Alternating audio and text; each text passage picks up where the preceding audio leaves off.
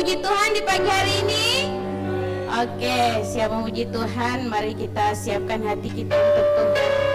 Kita mau memuji Dia, kita mau menyembah Dia, kita mau berikan yang terbaik untuk Tuhan kita. Kita berdoa. Bapa, kami bersyukur di pagi hari ini Tuhan. Kami sungguh bersyukur Tuhan.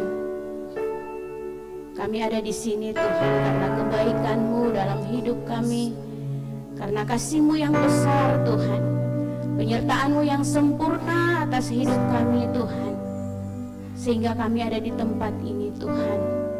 Kami percaya Tuhan bahwa kehadiran-Mu nyata di tempat ini Tuhan. Ini hati kami Tuhan. Kami kedapatan hati yang mau memuji dan menyembah Engkau dengan benar Tuhan di dalam nama Yesus. Terlepas dari setiap keterbatasan kami Tuhan, kekurangan kami Tuhan, Engkau yang menyempurnakan kami di pagi hari ini Tuhan. Engkau yang menyatukan setiap hati kami Bapa di dalam nama Yesus Tuhan. Supaya kami tidak ada yang terlambat dengan Engkau Tuhan. Bila kami semua Tuhan menikmati Engkau Tuhan.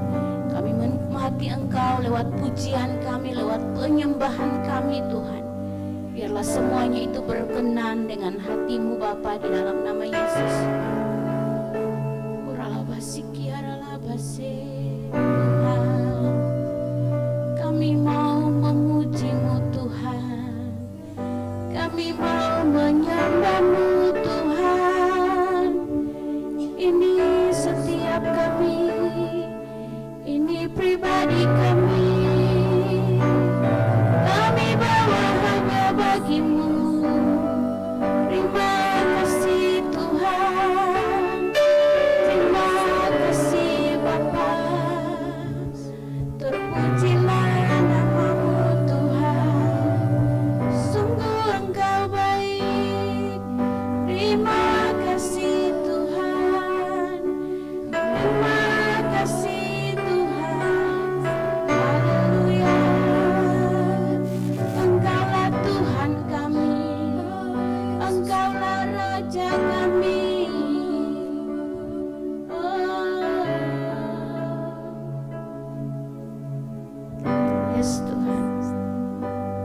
Mari kita katakan, Kaulah Tuhanku, Kaulah Tuhanku. Amin Tuhan. Kaulah Rajaku, Kau yang termulia di bumi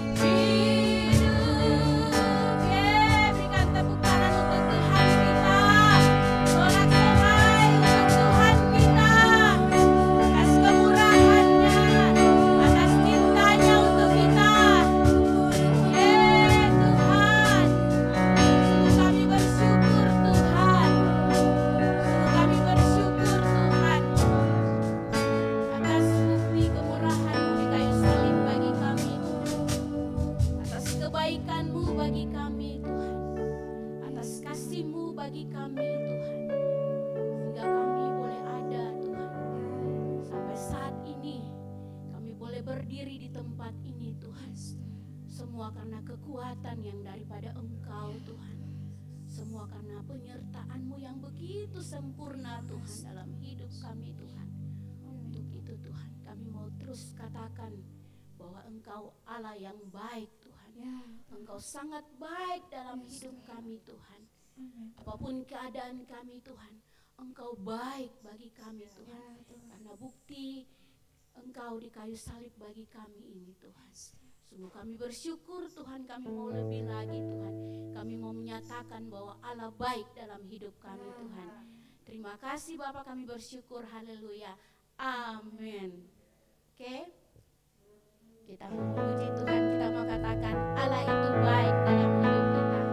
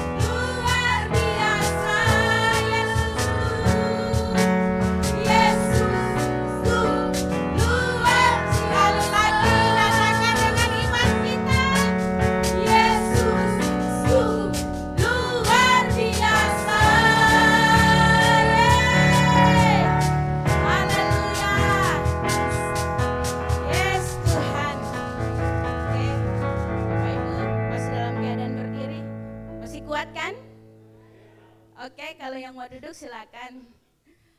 Tapi saya percaya kita semua kuat ya, memuji Tuhan kita harus kuat. Amin ya. Oke.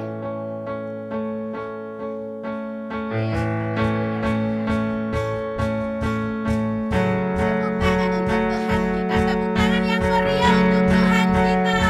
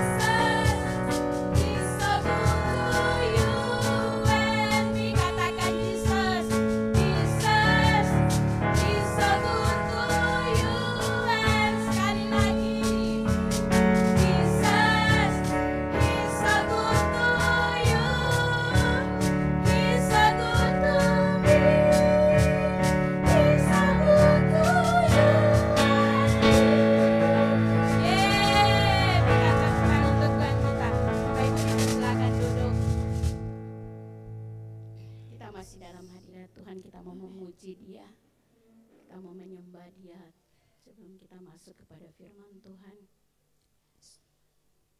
kita bersyukur karena kita punya Tuhan yang baik, anugerahnya mempesona hidup kami.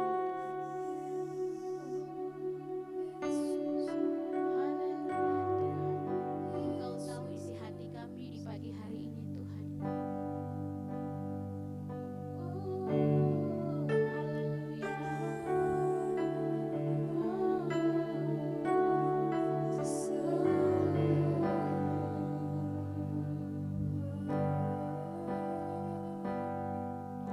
Kau tahu hati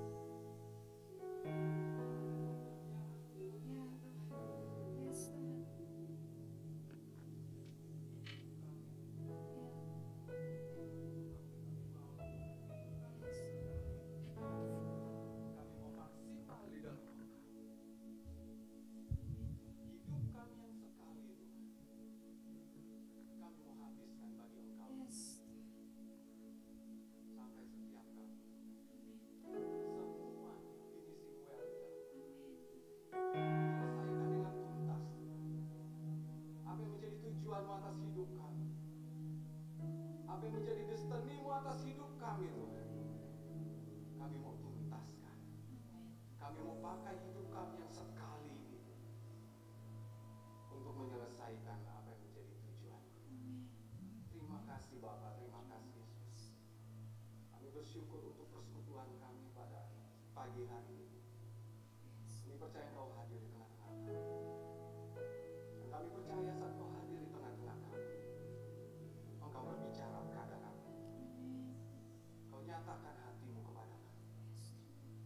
Biarlah kami memiliki telinga seorang murid untuk mendengar apa yang menjadi perkataan, untuk menangkap apa yang menjadi isi hati. Kami siap, Tuhan. Kami mendengarkan firman. Biarlah Roh Kudus menolong setiap kami untuk kami memiliki hikmat daripada Engkau, Tuhan. Untuk kami mengerti firman dan urapi saya, Tuhan. Bukan karena pengalaman saya, bukan karena kebisaan saya, tapi saat ini saya mohon tuntunan Roh Kudus, pengurapan dari Engkau yang menuntun saya untuk menyampaikan firman bagi setiap kami pada pagi hari ini. Terima kasih Bapa, terima kasih Yesus. Kami siap untuk mendengarkan firman. Hanya di dalam nama Tuhan Yesus Kristus, Tuhan dan Juru Selamat kami. Haleluya. Amin. Cek.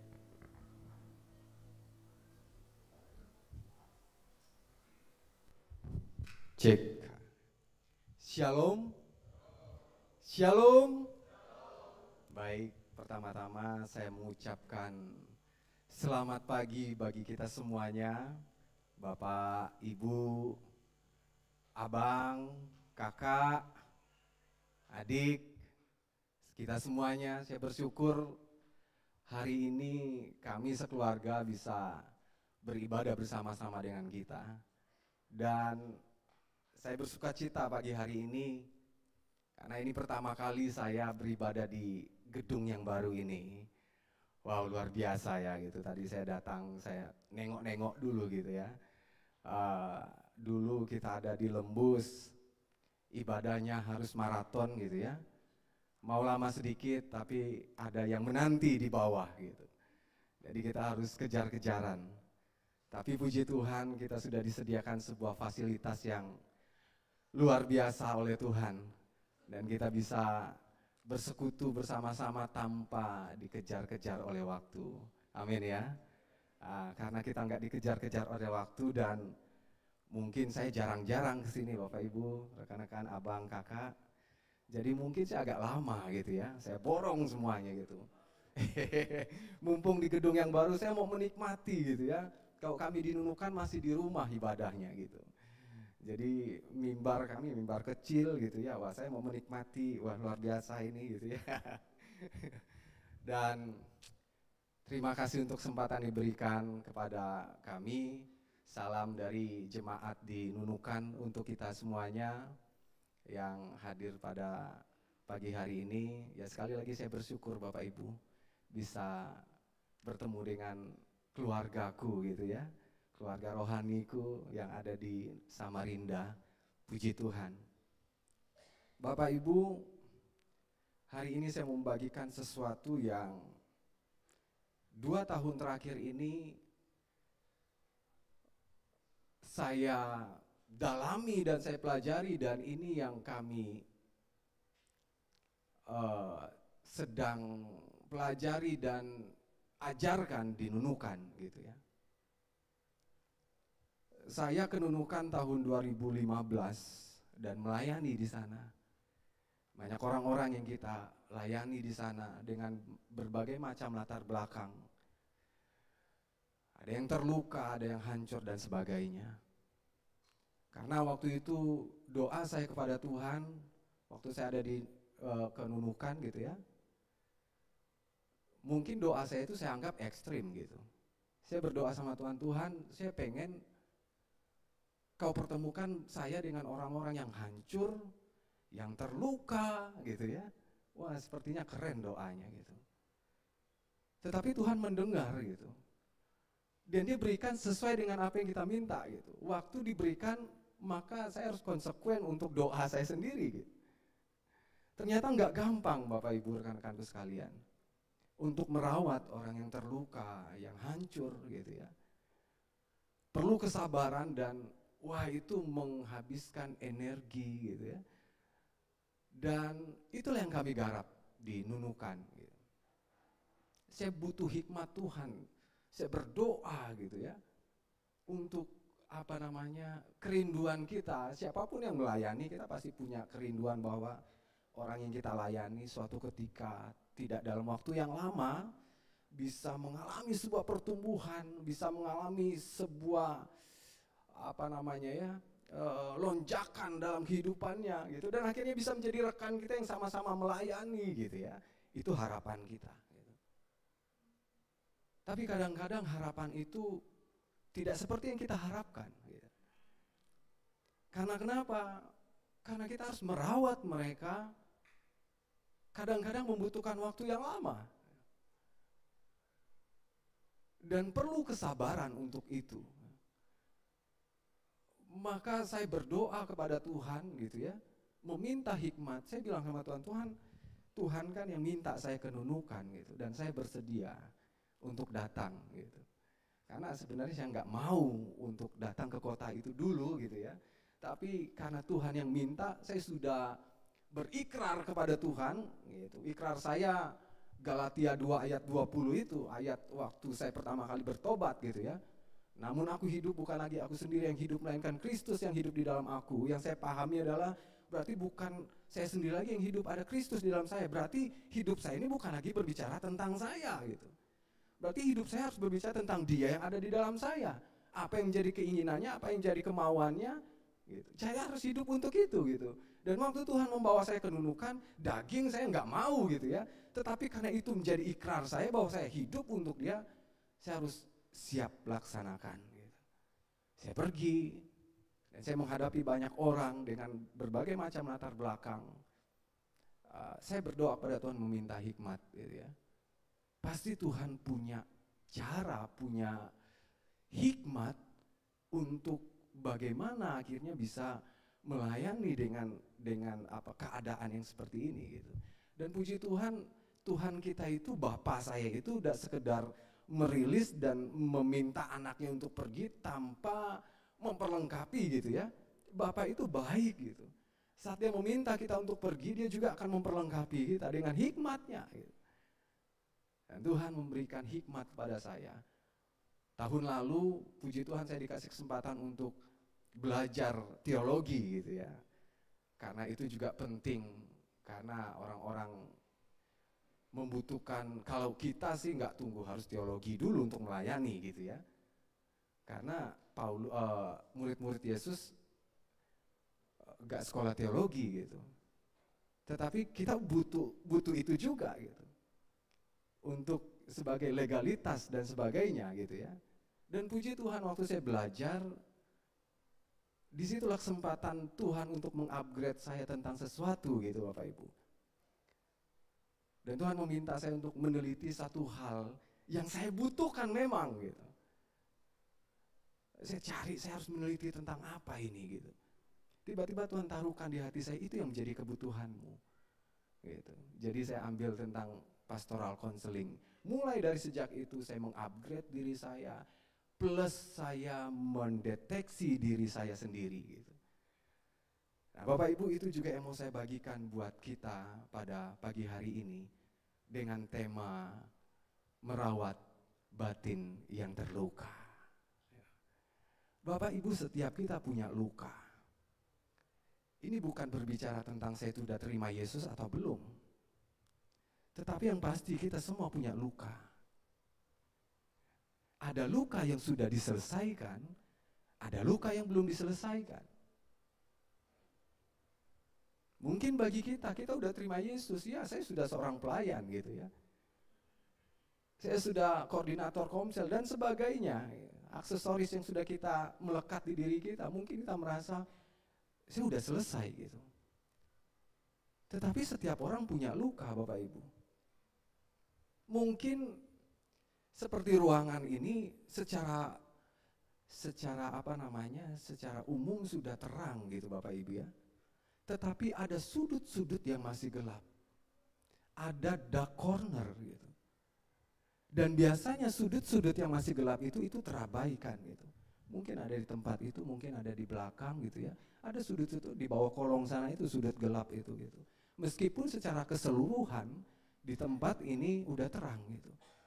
Biasanya sudut-sudut yang gelap itu, yang tersembunyi, yang hanya kecil itu sering diabaikan.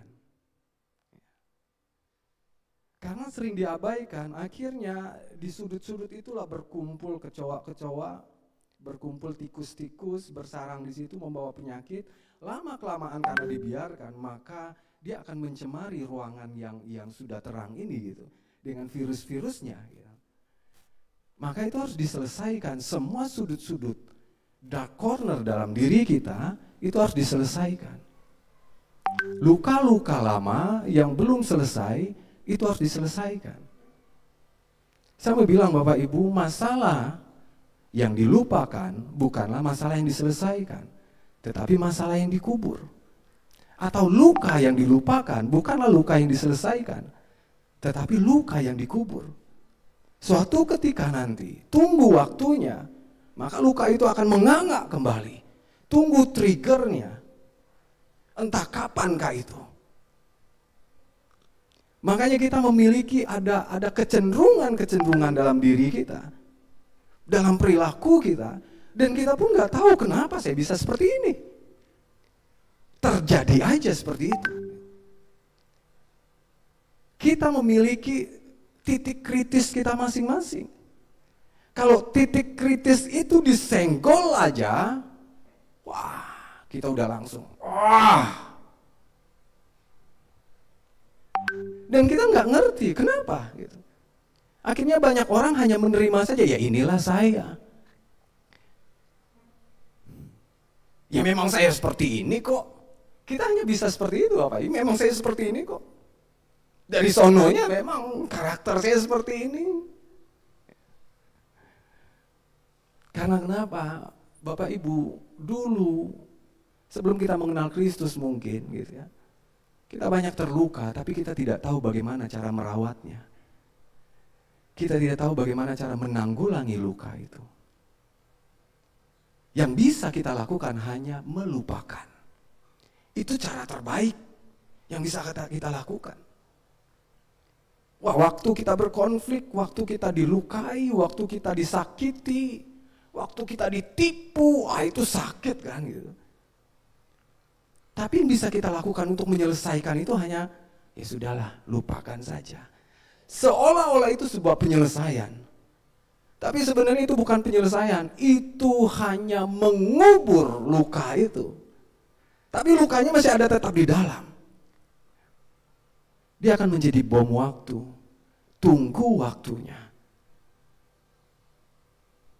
Saat trigger datang dari luar, ada tekanan, ada masalah, ada tuntutan, entah itu dalam pekerjaan, dalam keluarga, dan apapun itu yang menjadi trigger bagi luka yang dikubur itu, maka dia akan muncul kembali dan meledak. Dan itu akan mempengaruhi pertumbuhan rohani kita. Mari kita buka Alkitab kita.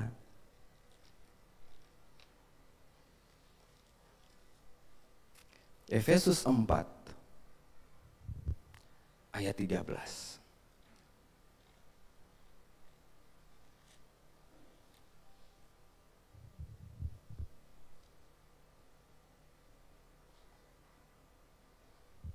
Efesus 4 ayat 13.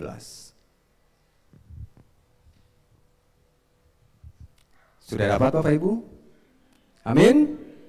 Kalau sudah dapat, saya bacakan bagi kita. Efesus 4 ayat 13.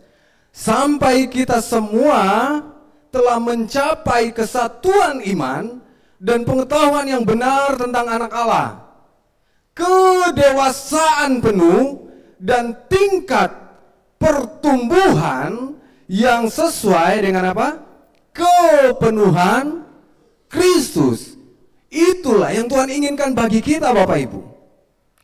Bahwa setiap kita mengalami kedewasaan penuh, pertumbuhan gitu ya. Sesuai dengan apa? Kepenuhan Kristus. Itu normalnya kehidupan rohani kita sebenarnya. Itulah goal kehidupan rohani kita sebenarnya. Dari kita menerima Tuhan Yesus menjadi bayi rohani, harusnya ada pertumbuhan sampai kepada kedewasaan yang penuh, sampai kita mengalami pertumbuhan yang sesuai dengan kepenuhan Kristus. Tetapi banyak orang, mungkin termasuk kita, bertumbuh tapi pada suatu titik tertentu berhenti, stagnan. Dan kita pun gak mengerti tentang keadaan itu. Bapak Ibu, setelah saya mempelajari ini lebih dalam dan saya mendeteksi diri saya sendiri juga gitu, yang mempengaruhi itu adalah luka-luka yang belum terselesaikan. Entah kayak itu luka lama waktu dulu kita kecil atau luka yang baru. Yang jelas kita semua punya luka, Bapak Ibu. Dan luka itu harus ditanggulangi. Dan luka itu harus dirawat.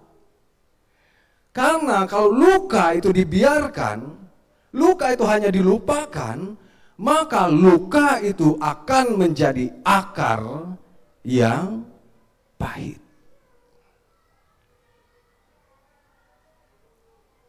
Saat menjadi akar yang pahit, maka dia akan menimbulkan kerusuhan.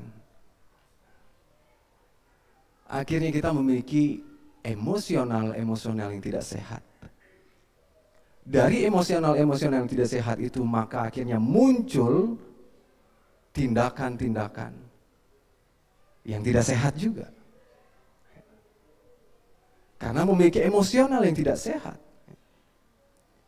muncullah perilaku-perilaku yang tidak sehat.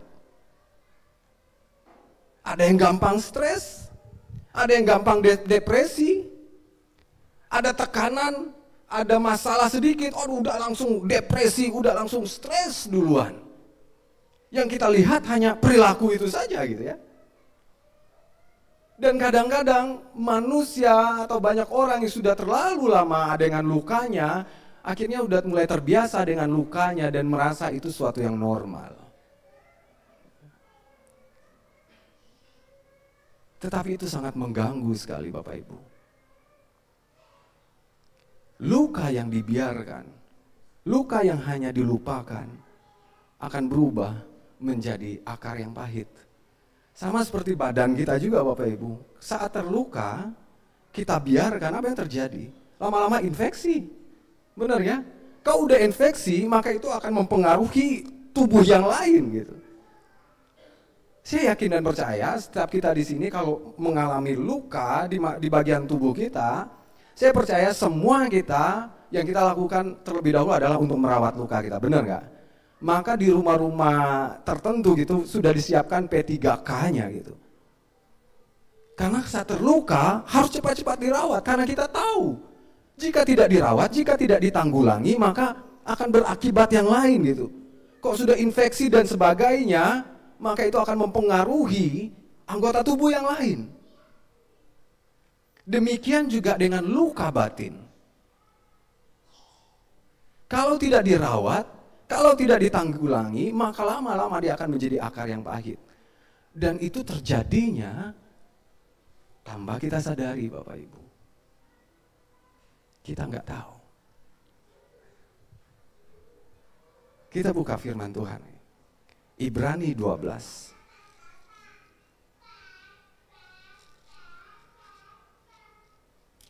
Ibrani 12 ayat 15.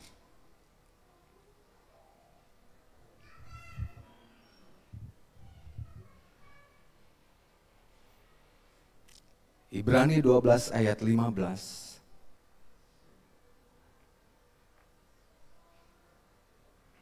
Sudah dapat? Saya bacakan bagi kita. Jagalah supaya jangan ada seorang pun menjauhkan diri dari apa? Kasih karunia Allah. Agar apa? Jangan tumbuh akar yang apa? Yang pahit. Kalau tumbuh akar yang pahit, maka apa yang terjadi? Menimbulkan kerusuhan. Kalau sudah rusuh, apa yang terjadi berikutnya? Dan yang mencemarkan banyak orang.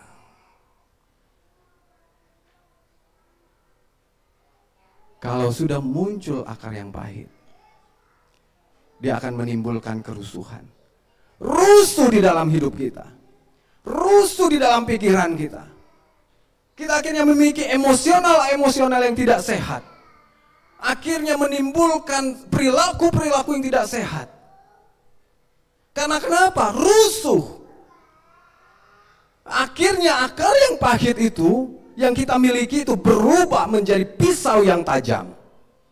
Yang siap menusuk siapa saja yang ada di sekitar kita.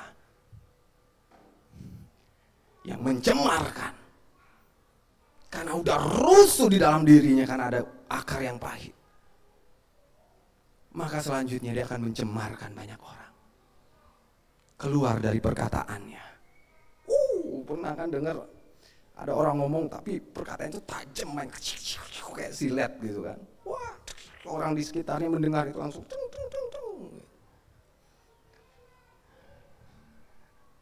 Itu yang terjadi. Firman Tuhan berkata demikian, Bapak Ibu. Akar yang pahit itu dari mana asalnya? Dari hati, batin yang terluka dan dibiarkan. Makanya peringatan sini, jaga. Supaya jangan ada yang menjauh dari kasih karunia Allah. Apa itu kasih karunia Allah? Belas kasihan. Supaya jangan tumbuh akar yang pahit. Kalau sampai tumbuh akar yang pahit, maka itu akan menimbulkan kerusuhan. Kerusuhan di dalam hatimu, kerusuhan di dalam pikiranmu. Emosi menjadi tidak sehat. Setelahnya apa? Akhirnya kita mencemarkan banyak orang. Mencemarkan anak-anak kita, mencemarkan istri kita, mencemarkan suami kita, mencemarkan teman-teman kita, mencemarkan rekan pekerjaan kita. Karena kenapa? Sedikit disenggol. Wah.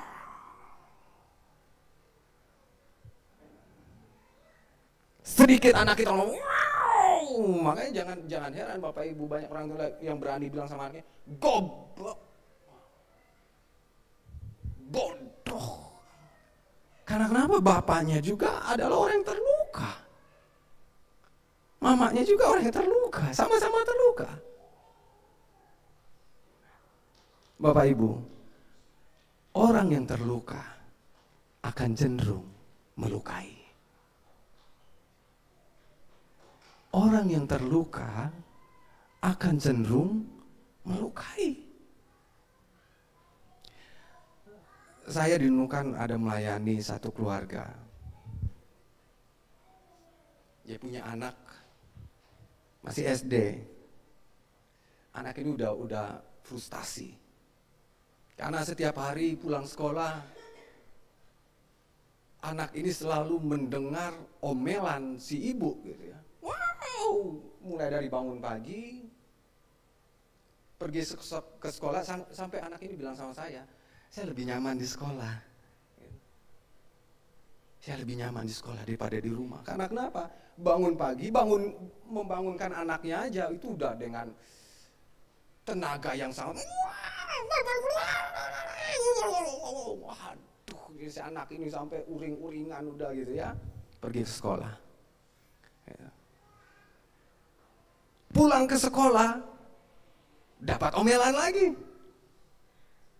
Hanya karena si anak ini meletakkan tasnya di tempat yang tidak pada tempatnya, boleh kita, nah itu bukan tempatnya gini, udah selesai kan. Tetapi ini, omelannya ini berepisode-episode. Mulai dari anaknya makan, selesai makan, mau tidur, masih berlanjut nih. Makanya mama bilang kan, si anak ini masih aja gitu kan. Jadi Bapak Ibu pernah nggak makan sambil diomeli? Kira-kira enak gak meskipun di situ ada rendang? Nggak enak kan? Mau dibanting, kita mau banting aja piringnya, tapi nggak berani gitu kan. Sampai suatu titik si anak ini bilang, dia udah kelas 6 SD, dia udah mulai ada keberanian dia untuk melawan ibunya. Sampai anak ini bilang, bunuh saja aku, biar kau puas. Akhirnya saya lihat keadaan itu kenapa. Saya coba mendekati si ibu dan berbicara pada si ibu. Si ibu bilang, sebenarnya aku nggak mau marah. Aku nggak mau marah. Tetapi kenapa ya? Kok aku tiba-tiba keluar aja? Keluar aja. Sebenarnya aku nggak berniat mau marah anakku itu. Aku sayang gitu ya. Tapi kok nggak tahu aku juga nggak bisa menguasai diriku. Tiba-tiba keluar aja. Akhirnya saya tanya, saya gali lagi gitu ya. Ibu dulu waktu ibu kecil gimana ya sama orang tuanya gitu. Ternyata dicerita. Mulai dari dia kecil, ternyata perlakuan orang tuanya persis seperti dia. Persis seperti dia. Dia mengalami itu dari orang tuanya. Dia pun produk terluka, Bapak Ibu. Orang yang terluka akan cenderung melukai. Karena dia dari kecilnya, dari pola asuh orang tuanya, dia nggak punya stok apa ya, stok kasih sayang gitu. Karena dia nggak punya referensi tentang itu, karena dia nggak mengalami itu. Dan dia merasa apa yang dilakukan ini normal demi kebaikan anakku. Dia merasa itu normal. Karena ini juga yang orang tuaku lakukan kepadaku. Dia nggak punya referensi tentang bagaimana kasih sayang itu, ngasih tahu baik-baik itu, gitu ya. Nggak punya referensi. Yang dia punya referensi hanya seperti apa orang tuanya memperlakukan dia. Dan akhirnya itu terus berulang-ulang. Dan saya bilang sama ibu itu, kalau anak ini seperti ini terus, suatu ketika nanti dia punya anak juga, sama.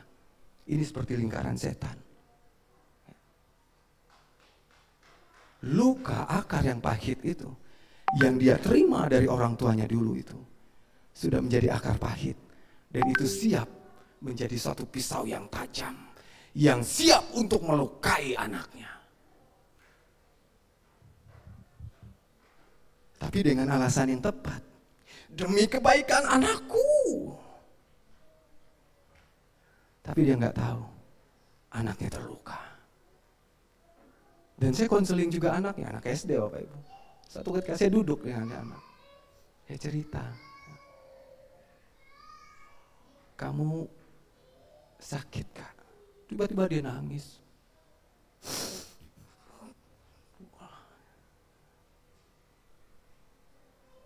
Dan dia banyak cerita.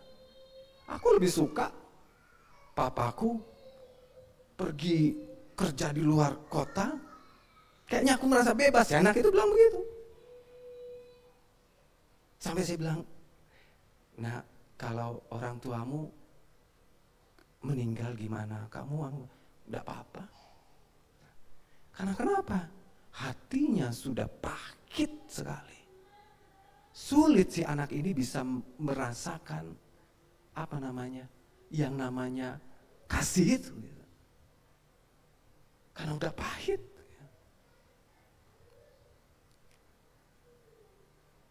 Itu terjadi Bapak Ibu. Dan mungkin kita juga produk seperti itu. Saya pribadi pun produk seperti itu dengan segala hormat kita kepada orang tua kita, Bapak Ibu. Mereka mendidik kita dengan pengetahuan yang mereka miliki, keterbatasan pengetahuan yang mereka miliki. Tujuan mereka adalah baik, gitu ya. Tapi pengetahuan mereka terbatas, maka mereka melakukan semampu apa yang mereka bisa, dan mereka anggap itu baik. Mereka nggak tahu kok anaknya terluka dengan itu. Gitu.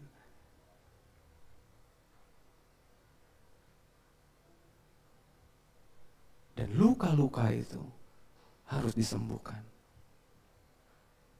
Baik itu luka lama atau luka yang baru. Siapa bilang Bapak Ibu setelah kita terima Yesus sudah nggak bisa terluka lagi? Bisa.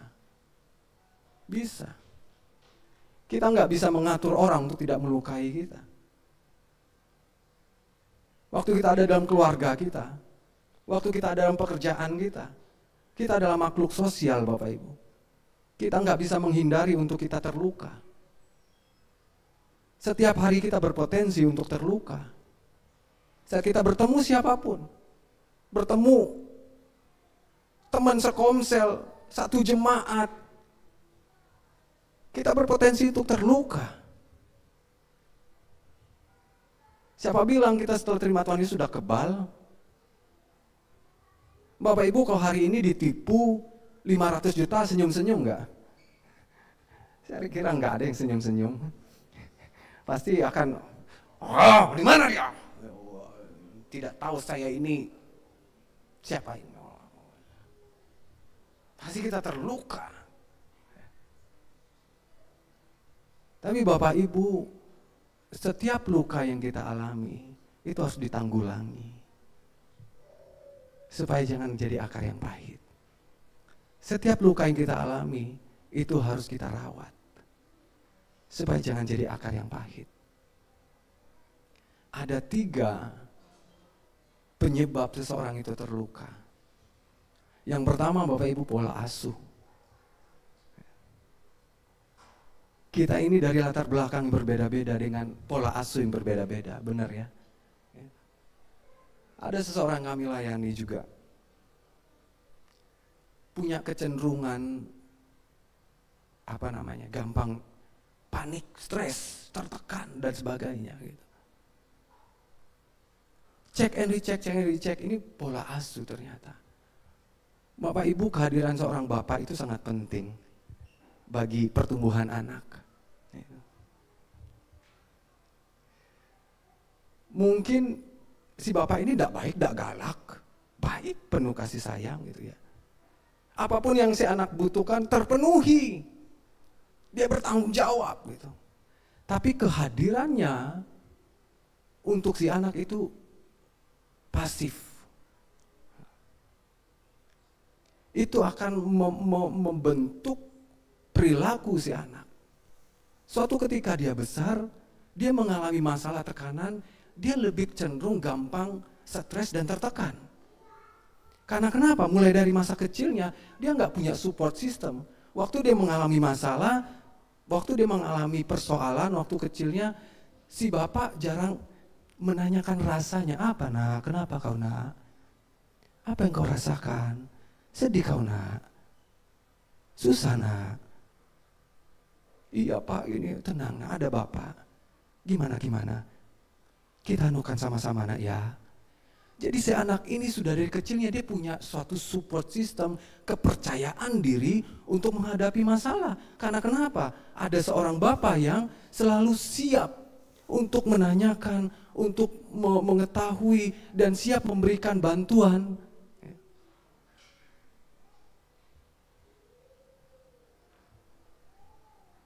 Akhirnya dia bertumbuh, bapaknya nggak galak, baik, jempol deh. Tapi pasif. Ini akan membentuk perilaku si anak, emosinya. Ketika dia besar, makanya kita heran, kok kamu gitu sih gampang? Yang kita bisa lakukan, ini kesalahan para hamba Tuhan juga gitu, termasuk saya dulu. Ada orang bermasalah, langsung melihat, merespon perilakunya. Kan kamu ini pakai firman Tuhan udah gitu. Jadi firman Tuhan ini bukan menjadi pembalut luka, tetapi menjadi batu yang keras ditimpukin lagi gitu kan. Ya Bapak Ibu, aku gini. Makanya kamu tahu kan dalam firman Tuhan, kamu itu enggak boleh sebenarnya seperti itu. Yang kamu lakukan itu salah. Sebab firman Tuhan tertulis, tambah tertekan dia gitu. Kita lupa menanyakan rasa yang dia alami. Orang itu perlu dipahami rasanya. Apa yang kau rasakan? Sakit hatimu? Bapak Ibu, firman Tuhan belakangan, pahami dulu rasanya. Karena luka itu sakit, pedih, apalagi diperas jeruk gitu kan. Suatu ketika ada orang kami layani sama di Nunukan juga gitu ya. Dia ngalamin sesuatu, benar-benar kalau merawat orang sakit ini, luka ini gak gampang Bapak Ibu. Seperti pasien juga, ada 3 jenis pasien. Pasien itu di rumah sakit, mungkin yang perawat ini mengerti sekali. Pasien yang kooperatif, itu enak banget ngerawatnya, bener gak? Pasien kooperatif disuntik obat ini, silakan susu demi kesembuhan saya. Ini cepat sembuh ini. Ini ya, siap lakukan saja. Wah, ini enak banget ini. Tapi ada jenis pasien yang cerewet. Disuntik, apa ini sakit ini, macam-macam pokoknya buat tindakan. Apa sih dok? Wah, ini setengah mati ngerawatnya ini gitu. Tapi ada jenis pasien yang ketiga, ini lebih parah lagi. Pasien yang hopeless, yang udah menyerah. Ya sudahlah, gak ada harapan bagi aku. Ya udahlah, mati aja lah. Wah, ini udah mau dokter mau kasih semangat, ayo Bu sedikit lagi. Ya sudahlah, bosan sudah, beginilah aku. Wah, ini susah ini. Yang baik itu yang pasien pertama tadi, cepat sembuh tuh. Bapak Ibu, pola asuh itu sangat mempengaruhi. Terus yang kedua yang menjadi sumber luka kita itu adalah pengalaman buruk yang pernah kita alami. Mungkin kita ditipu, pernah ditipu. Itu sakit, aku udah baik-baik sama kamu. Wah, inikah balasannya gitu ya. Untung aku nih anak Tuhan, berlindung lagi di status anak Tuhan. Padahal di sini ini udah pahit nih. Kalau enggak, ya tangannya aja yang enggak sampai gitu kan. Tetapi di sini ini udah sampai dari dulu gitu loh. Penghakiman. Gitu. Kadang-kadang minta tolong Tuhan, Tuhan balas dia, Tuhan balas dia. Minta tolong Tuhan untuk membalas gitu kan. Mungkin ada yang dibully, dilecehkan, itu pengalaman buruk, traumatis gitu ya. Akhirnya menimbulkan satu perilaku emosi yang tidak sehat dalam dirinya. Kita tidak sadar itu. Yang kita tahu terjadi aja gitu. Dan yang ketiga sumbernya adalah lingkungan yang buruk. Mungkin kita tinggal dalam lingkungan yang buruk. Yang di sana barbar. Keluarga atau tetangga atau lingkungan yang barbar gitu ya. Wah, itu bisa mempengaruhi. Makanya semua kita adalah produk terluka Bapak Ibu. Dan kita harus mendeteksi luka kita. Dark corner kita, sudut-sudut gelap kita harus kita deteksi. Untuk kita apa? Tanggulangi itu. Rawat itu. Karena kenapa? Kalau tidak kita biarkan, maka kita akan bawa itu sampai mati. Maka kita tidak akan mengalami kemaksimalan dalam hidup kita. Maka kita tidak akan sampai kepada pendewasaan yang penuh. Karena ada yang menghalangi. Luka batin yang belum terselesaikan. Luka batin yang kita bawa sampai kita mati. Kadang-kadang luka itu pun kita wariskan kepada generasi kita. Maka firman Tuhan jelas katakan bahwa akar pahit itu akan menimbulkan kerusuhan dan mencemarkan banyak orang. Perlu kerendahan hati Bapak Ibu. Saya pun waktu saya merenungkan ini 2 tahun terakhir ini, saya tidak malu di depan jemaat waktu berkhotbah ini saya sampaikan luka saya yang saya temui. Waktu saya di tempat pekerjaan saya punya suatu kecenderungan. Suatu ketika saya menjadi panitia Natal, baru-baru ini Bapak Ibu. Panitia Natal se-kabupaten kota, saya sekretarisnya gitu ya. Saya perlu uang, saya nggak kenal si ibu bendahara ini gitu. Saya hanya lihat namanya di SK saya, tapi saya belum pernah mengenal si ibu ini. Karena saya butuh untuk jilid proposal, saya WA ibu ini, Bu, butuh dana untuk jilid proposal gitu ya. Tiba-tiba ibu ini balas WA saya pas hari Jumat memang sore gitu. Waduh Pak, kok enggak dari kemarin? Kan hari ini sudah tutup, tutup bank gitu ya. Besok udah nggak bisa kan tutup bank Pak, kan rekening panitia itu enggak pakai ATM kan, harus ketua dan bendahara yang harus tanda tangan di bank untuk bisa narik itu gitu. Waktu saya baca WA itu, di sini saya sakit gitu. Kayak ada tombol yang ditekan langsung gitu ya. Saya merenung, langsung saya diam. Kok saya nggak suka ya dengan WA si ibu ini. Saya nggak tahu apakah dia WA itu, kan namanya WA gitu ya. Mungkin di WA itu senyum-senyum aja sebenarnya. Pak, mungkin intonasi yang dia maksudkan gitu. Pak, kenapa enggak dari kemarin, Pak? Kan hari ini Pak, mungkin dia seperti itu gitu. Tapi saya nggak suka. Dan saya merendahkan hati saya, Tuhan, berarti ada sesuatu nih yang enggak beres di hati saya. Apa ini Tuhan? Dan saya menemukan itu Bapak Ibu. Karena ini tidak sekali dua kali, sering ya. Berarti ada kecenderungan ya. Dan saya temukan itu. Saya punya luka masa lalu yang belum selesai. Dan saya harus rendah hati untuk mengakui itu. Sebagai cara saya untuk menanggulangi luka itu. Karena kalau itu tidak disembuhkan, maka itu akan mempengaruhi hubungan sosial saya dengan orang. Kadang-kadang kita membangun tembok yang tebal di sekeliling kita untuk apa? Untuk menjaga supaya kita tidak terluka. Karena kenapa? Karena kita sudah terluka, kita nggak mau terluka dua kali. Luka yang kita miliki belum sembuh. Akhirnya kenapa? Kita takut untuk terluka. Akhirnya kita membangun tembok yang tebal di sekeliling kita. Akhirnya kita menjadi orang-orang yang introvert. Hubungan sosial kita terganggu. Karena kenapa? Karena kita menjaga. Saya nggak mau terluka.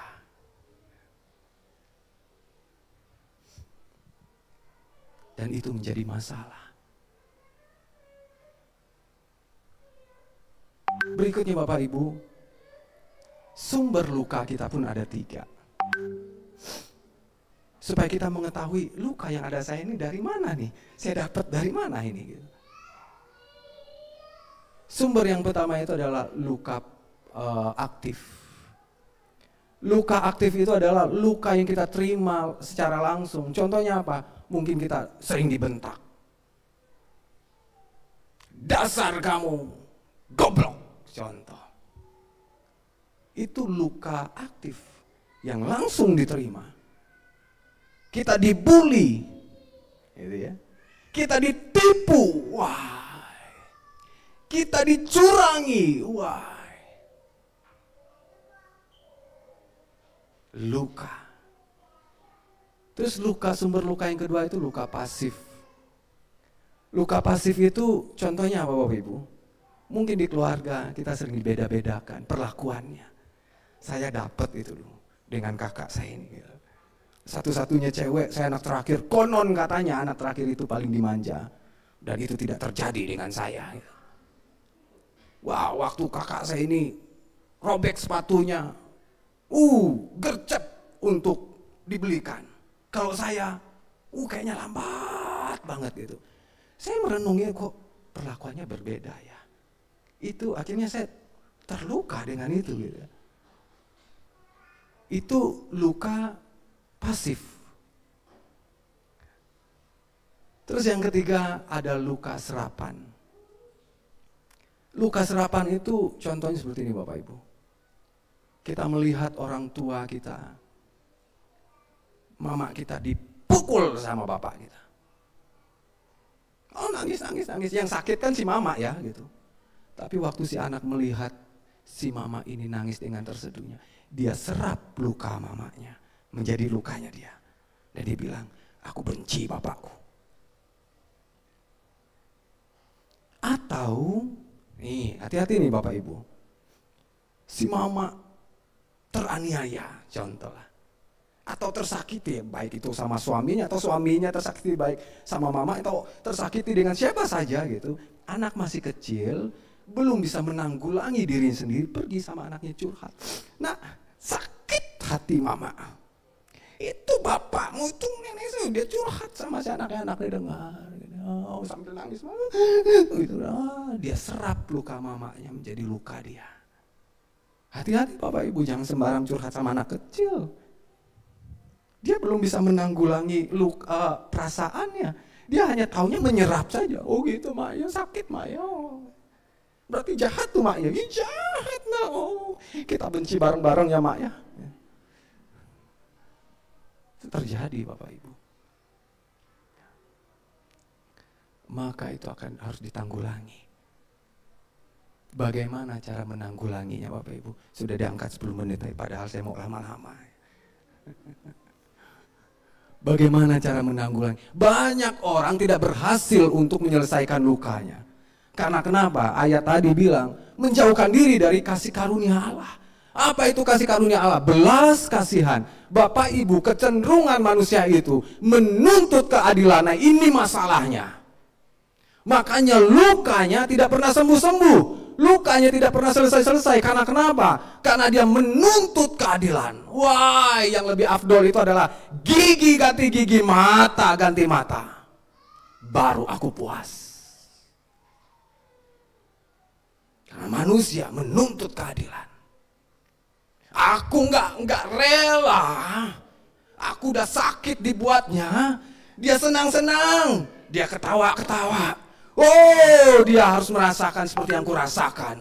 Menuntut keadilan. Banyak cara untuk dia menuntut keadilan itu. Mungkin dia tidak punya kemampuan untuk menuntut secara langsung. Tapi dia punya cara. Untuk menuntut keadilan, dia bawa orang. Si itu tuh, ini dia akan tularkan sakitnya itu pada orang. Semakin banyak orang tidak menyukai si yang menyakiti dia, semakin dia senang, puas. Ini yang kuharapkan. Kita gitu kali ya. Memang ya, masa dia begitu ya. Memang itu. Semakin puas dia. Itu cara dia mencari keadilan Bapak Ibu. Karena kenapa? Manusia menuntut keadilan.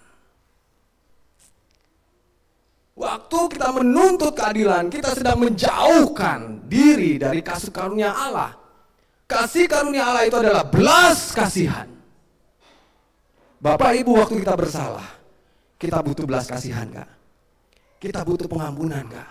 Wow, kita butuh pengampunan. Maafkan saya. Apalagi kesalahan kita lakukan besar. Kita butuh pengampunan. Maafkan saya. Kita butuh belas kasihan. Kita mau terima belas kasihan. Tetapi kita tidak mau melepaskan belas kasihan. Ini masalahnya. Ini masalahnya, luka kita tidak pernah selesai. Karena kenapa? Kita menuntut keadilan. Namun kita nggak tahu firman Tuhan bilang, dibaca di rumah ya, gitu ya. Matius 7 ayat 1 sampai 2. Dengan penghakiman yang sama, kata Tuhan, yang kau pakai untuk menghakimi, engkau dihakimi. Dia lupa itu. Tapi waktu ada yang bersalah, dia menuntut keadilan. Oh, dia harus merasakan akibat dari yang dia lakukan ke saya. Nggak mau tahu. Dia harus rasakan. Tetapi dia tidak tahu bahwa penghakiman yang dia pakai dengan ukuran yang sama akan diperhitungkan kepadanya. Padahal waktu bersalah dia membutuhkan belas kasihan. Ampuni aku. Aku butuh belas kasihan, ampuni aku. Tapi dia tidak mau melepaskan belas kasihan. Ini masalahnya. Terakhir, kita buka di Matius, doa Bapa kami, Matius 6.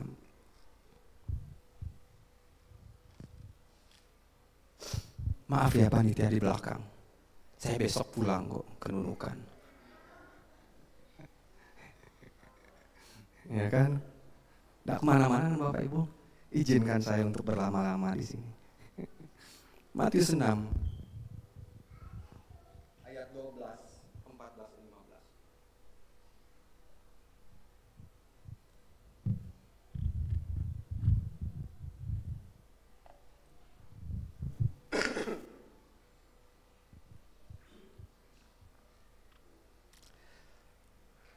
Sudah dapat Bapak Ibu? Amin. Ini doa Bapa kami. Saya langsung aja, saya nggak membacakan doa Bapa kami lengkap. Saya mulai dari 12-nya. Ayat 12 bilang begini, dan ampunilah kami akan apa? Akan kesalahan kami. Apakah selesai sampai di situ Bapak Ibu? Enggak. Seperti apa? Bapak Ibu, di dalam doa Bapak kami itu, Tuhan mengajarkan sebuah doa. Tentang jasmani kita cuma sekali aja Bang. Dia bilang berikanlah kami pada hari makanan kami yang secukupnya, udah. Tetapi berbicara pengampunan dalam doa Bapak berkali-kali. Karena kenapa? Karena itu penting. Karena kenapa? Karena itu sebenarnya kebutuhan kita. Kita butuh diampuni. Benar Bapak Ibu? Kita butuh diampuni. Tanpa kita diampuni oleh Tuhan, kita akan binasa. Dan ampunilah kami seperti kami juga mengampuni orang yang bersalah kepada kami. Terus di ayat 14-nya ditekankan lagi. Selesai itu amin, diulangi lagi, dipertegas lagi. Karena ini penting sekali. Karena apa? Jika kamu tidak mengampuni kesalahan orang, Bapamu yang di sorga tidak akan mengampuni kamu juga. Tetapi jikalau kamu karena jikalau kamu mengampuni kesalahan orang, Bapa yang di sorga akan mengampuni kamu juga. Tetapi jikalau kamu tidak mengampuni orang, Bapamu juga tidak akan mengampuni kesalahan. Ini belas kasihan. Seolah-olah ini kontradiksi dengan kasih agape. Lah, kan kasih Allah itu kasih agape tanpa syarat, kok di sini bersyarat nih? Ampuni dulu, baru aku ampuni, kan bersyarat tuh. Benar ya? Tapi kasih agape itu kan gak bersyarat. Kok di sini bersyarat nih, gimana nih, salah nih gitu. Akhirnya jadi seperti Kristen progresif lagi. Ini kontradiksi nih, gitu kan. Oh enggak Bapak, enggak salah. Ini bukan berbicara kasih agape, tapi Tuhan mau ngajarin kita. Engkau butuh belas kasihan. Berarti engkau juga harus siap melepaskan belas kasihan. Itulah keadilan yang sebenarnya. Engkau butuh pengampunan. Engkau pun harus siap melepaskan pengampunan.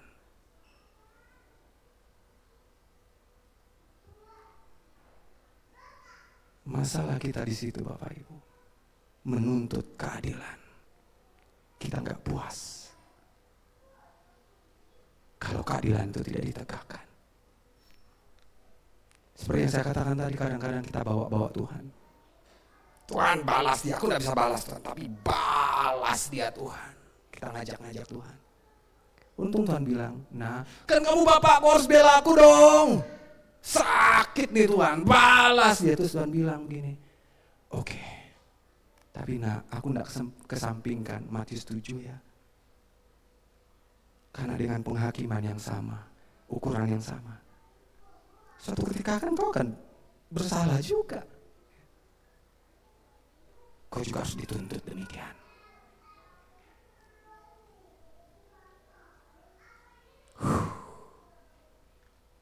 Jadi kita ada habis-habis Bapak Ibu. Nah gak perlu kita untuk memiliki belas kasihan. Sekali lagi kita berpotensi untuk terluka. Baik oleh kakak PA kita, baik oleh pemimpin kita, baik oleh anggota komsel, suami, anak, atau oleh adik PA kita. Kita berpotensi untuk dikecewakan dan dilukai. Tapi Tuhan bilang, jaga, jangan ada satupun yang menjauhkan diri dari kasih karunia Allah, supaya jangan tumbuh akar yang pahit. Kalau sampai tumbuh akar yang pahit, itu akan mengakibatkan kerusuhan dalam hidupmu. Rusuh, dia tidak senang lihat orang yang menyakitinya, senang. Semakin dia melihat orang yang menyakitinya itu ketawa, saya tidak rela. Dia harus menangis. Saat orang itu mengalami sesuatu yang yang menyedihkan, aduh, turut bersimpati ya, padahal di sini nih yang baru kok kapok, kok rasakan seperti yang kau rasakan, padahal di sini nih turut bersimpati ya, kayak di sinetron balik senyum gitu.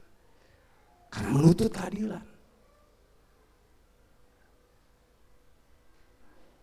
Kita berpotensi untuk terluka, tetapi jangan biarkan luka kita menjadi akar yang pahit. Amin.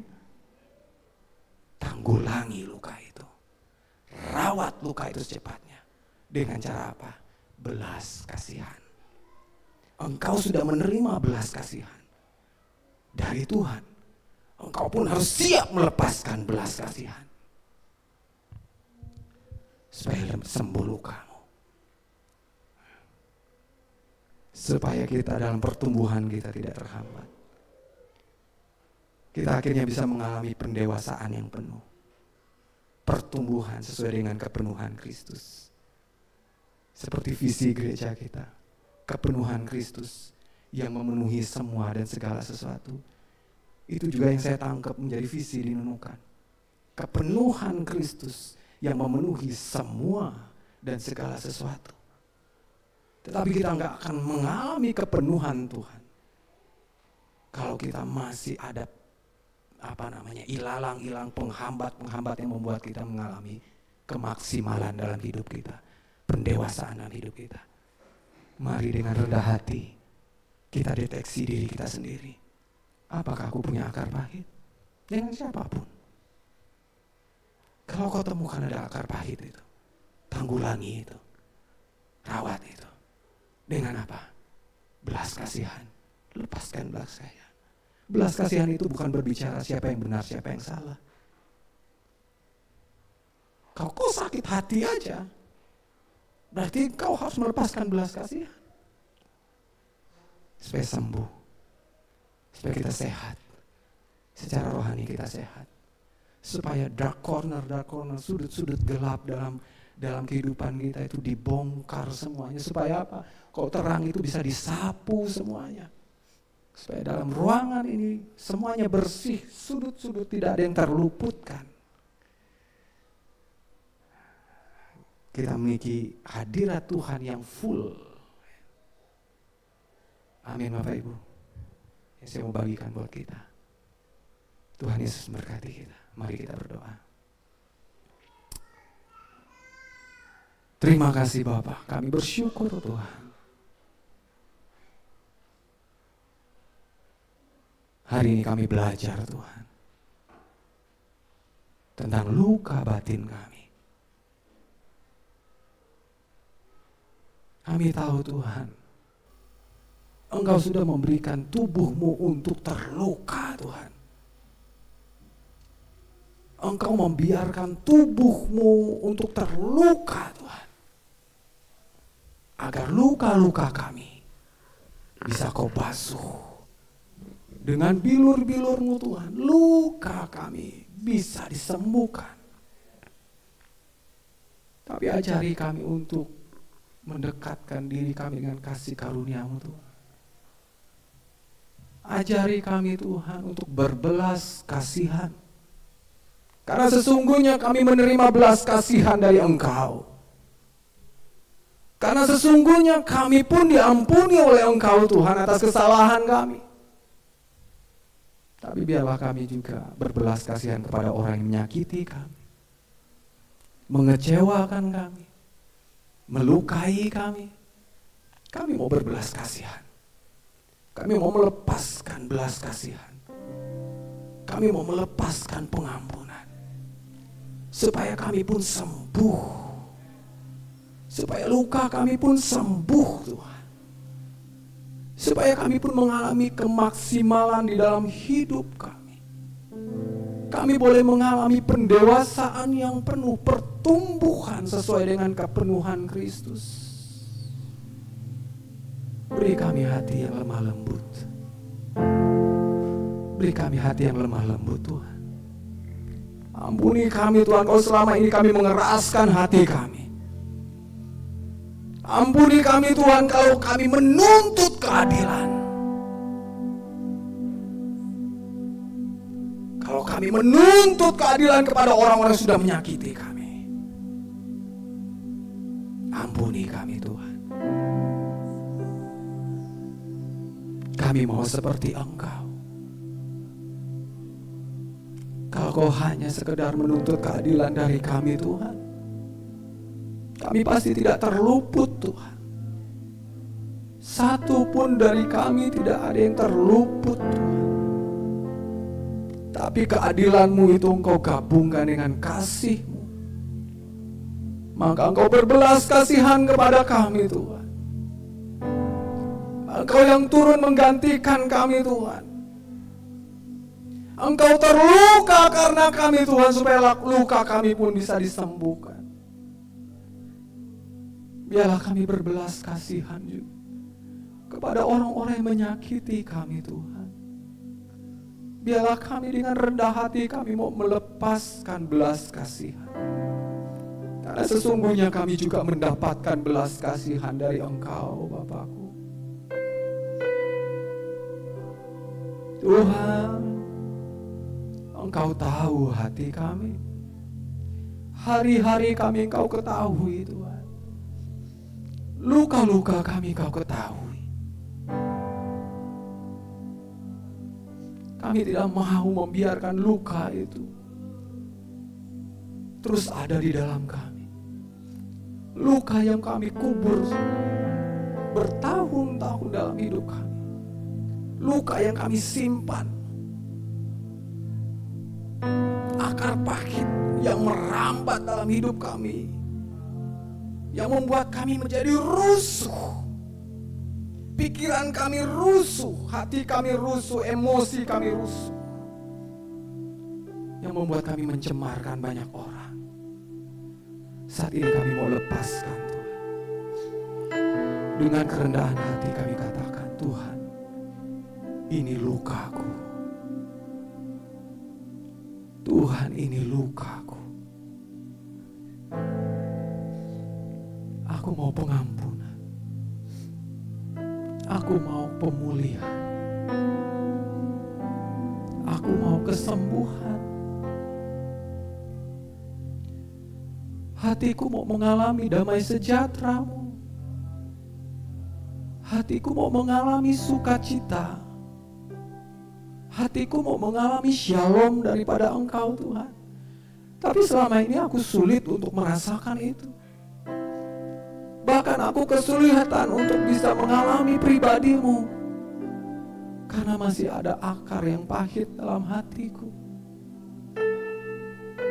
Aku kesulitan untuk bisa mengalami hubungan yang dalam dengan Engkau. Aku kesulitan untuk bisa mengalami Engkau. Karena ada akar yang pahit dalam hatiku Tuhan. Dan aku mau Tuhan untuk melepaskan itu. Aku tidak mau menjauhkan diriku dari kasih karunia-Mu. Aku mau berbelas kasihan. Aku mau melepaskan orang-orang yang berhutang kepadaku. Aku tidak mau menuntut keadilan kepada mereka. Dan aku lepaskan hutang-hutang itu dengan melepaskan belas kasihan. Dan aku mau katakan kepada orang-orang yang sudah menyakitiku, saat ini engkau bebas. Engkau tidak berhutang kepadaku. Aku mengampunimu. Aku melepaskan belas kasihanku kepadamu. Aku tidak menuntut apa-apa lagi kepada engkau. Untuk lukaku, engkau bebas. Terima kasih Tuhan. Engkau mengetahui setiap kami, jemaat-Mu yang ada di tempat ini Tuhan. Engkau mengasihi kami. Engkau mengasihi kami. Biarlah kami mengalami pemulihan yang sempurna Tuhan. Biarlah kami terus menjaga diri kami tetap ada dalam kasih karunia-Mu. Supaya saat ada yang melukai kami, kami bisa merawat luka kami. dengan kami melepaskan belas kasihan. Kami tidak mau mewariskan luka kami kepada generasi kami, kepada anak-anak kami. Kami tidak mau mewariskan luka kami, tapi kami mau mewariskan damai sejahtera kepada mereka. Kami mau mewariskan berkat kepada mereka. Kami harus sembuh supaya sukacitamu bertakhta dalam hati kami, supaya shalom-Mu bertakhta dalam hati kami. Terima kasih Bapa. Biarlah kelembutan hati itu menjadi milik kami. Kami mau menghancurkan hati kami yang keras, yang selama ini menuntut keadilan. Saat ini kami hancurkan dalam nama Yesus. Kami gantikan hati kami dengan hati yang berbelas kasihan. Kami memiliki hati yang berbelas kasihan seperti hati-Mu Tuhan. Kami melepaskan belas kasihan. Kami melepaskan belas kasihan kepada orang tua kami. Kami mengasihi mereka. Kami melepaskan belas kasihan kepada pemimpin kami. Kami melepaskan belas kasihan kepada saudara-saudari kami. Kami melepaskan belas kasihan kepada istri kami, suami kami, anak kami, ibu kami. Kami mau melepaskan belas kasihan. Terima kasih Bapa. Terima kasih. Kami bersyukur Tuhan. Kami menerima hati yang baru daripada Engkau. Sukacita damai sejahtera daripada Engkau. Kami mau maksimal di dalam Engkau. Kami mau mengalami pendewasaan yang penuh, pertumbuhan yang sesuai dengan kepenuhan Kristus, agar setiap kami memenuhi semua dan segala sesuatu dengan kepenuhan-Mu Tuhan. Di dalam nama Tuhan Yesus. Haleluya. Amin.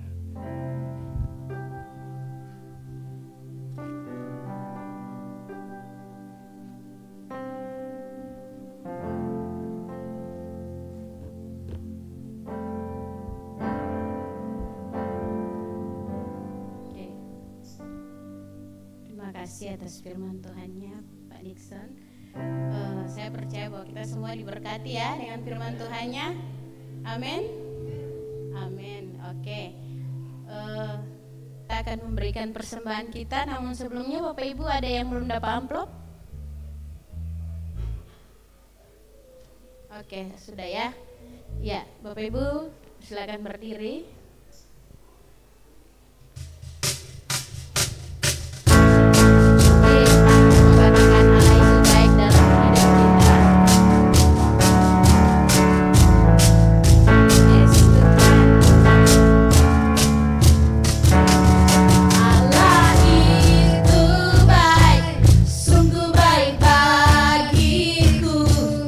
Ditunjukkannya kasih setia.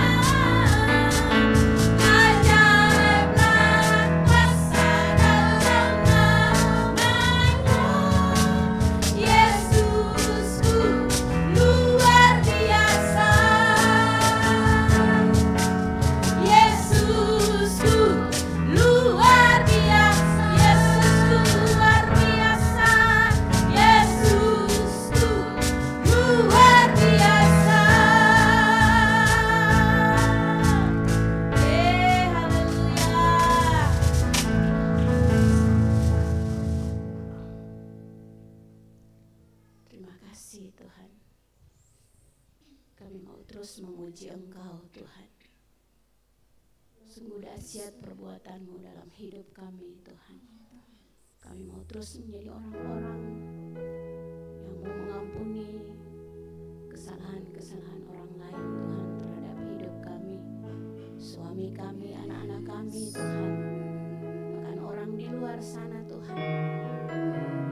Kami mau berdamai Tuhan. Kami menjadi orang-orang yang berdamai Tuhan di dalam nama Yesus.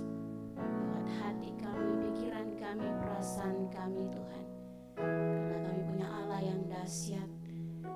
Kami punya Allah yang sudah lebih dulu mengampuni kami Tuhan. Terima kasih Tuhan, kami mau memuji Engkau Tuhan. Terpujilah Engkau, amin Tuhan. Ditinggikan di atas pujian, dari dalam lubuk hatiku ku sujud dan berterima. Terpujilah Tuhan Yesus, ditinggikan di atas. Yes Tuhan, amin. Dari dalam lubuk hatiku ku sujud dan berterima kasih. Terpujilah Tuhan Yesus, tinggikan di atas pujian, dari dalam hatiku ku sujud dan berterima kasih. Dari dalam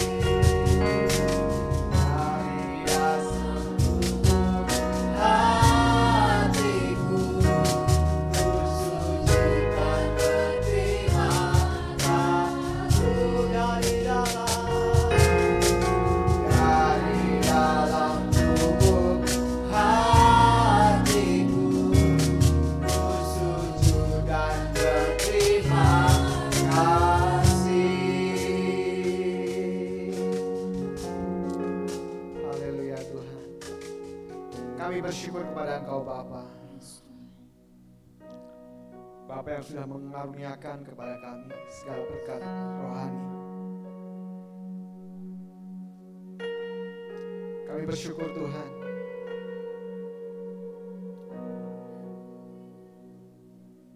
Biar kami terus menjadi bejana yang siap untuk Kau isi, yang siap Kau penuhi Tuhan. Terima kasih Tuhan. Kami bersyukur Tuhan hamba-Mu yang sudah memberkati kami, Pak Dikson, supaya memberkati apa yang beliau kerjakan Tuhan di hari-hari ini untuk Kaltara, untuk menunukan Tuhan. Mari kita angkat tangan kita berdoa berkati pelayanan Pak Dikson di Nunukan. Biarlah Tuhan bekerja lebih lagi. Tuhan mengerjakan di sana hal-hal yang dahsyat. Ada mukjizat, ada kesembuhan ilahi, orang-orang dibangkitkan, dipulihkan. Kami berdoa Tuhan untuk pelayanan GKK di Nunukan Tuhan. Kami percaya bahwa kasih karunia Tuhan yang boleh memampukan, yang akan mengerjakan pelayanan di sana. Dan Tuhan yang boleh mengerjakan tanah Nunukan dalam nama Yesus. Tidak ada lagi tanah yang gersang, tidak ada lagi tanah yang keras. Tuhan menjamah orang-orang di tempat itu. Hatinya dilembutkan, hati yang siap untuk ditabur dan dituai. Ketika berdoa berkati hamba-Mu, Pak Dikson dan istri Tuhan, juga rekan dan pelayan di sana Tuhan. Biar ragam karunia Allah dicurahkan atas mereka, dan berikan kecakapan bagi mereka untuk mengerjakan, baik orang-orang muda, keluarga-keluarga.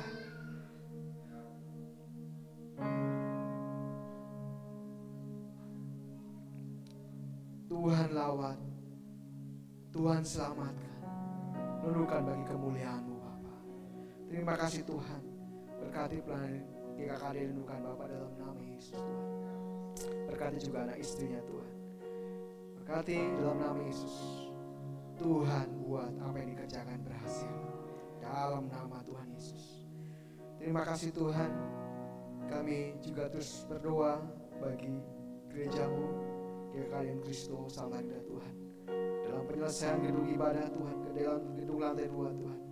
Kami berdoa, berkati keuangan kami Tuhan, berkati keuangan seluruh jemaat Tuhan tempat ini Tuhan. Buat apa yang mereka kerjakan berhasil dalam nama Yesus. Segala usaha pekerjaan mereka, bisnis mereka, berkati Tuhan berlipat kali ganda. Karena kami mau menyelesaikan tempat ibadah kami Tuhan di lantai 2 Bapa.